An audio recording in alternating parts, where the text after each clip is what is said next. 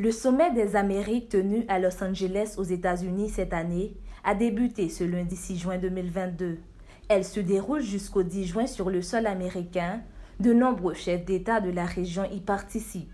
Cependant, le président du Mexique brille par son absence. Andrés Manuel López Obrador proteste ainsi contre la décision américaine d'exclure Cuba, le Venezuela et le Nicaragua cette année.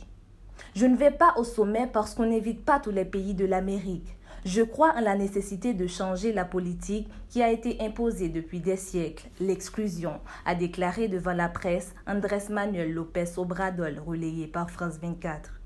La Maison-Blanche met en avant les réserves des États-Unis face au manque d'espace démocratique et au respect des droits humains à Cuba, au Venezuela et au Nicaragua. Par ce sommet, Washington entend montrer sa puissance face à la Chine qui s'installe peu à peu en Amérique latine. Pour mieux contrecarrer la concurrence chinoise, Washington a invité le président argentin de centre-gauche Alberto Fernandez ainsi que le chef d'État d'extrême droite brésilien Jair Bolsonaro. Pour le principal conseiller de Joe Biden pour l'Amérique latine, Juan González, le président américain veut promouvoir une vision d'une région sûre et démocratique, ce qui est au fond dans l'intérêt stratégique des États-Unis.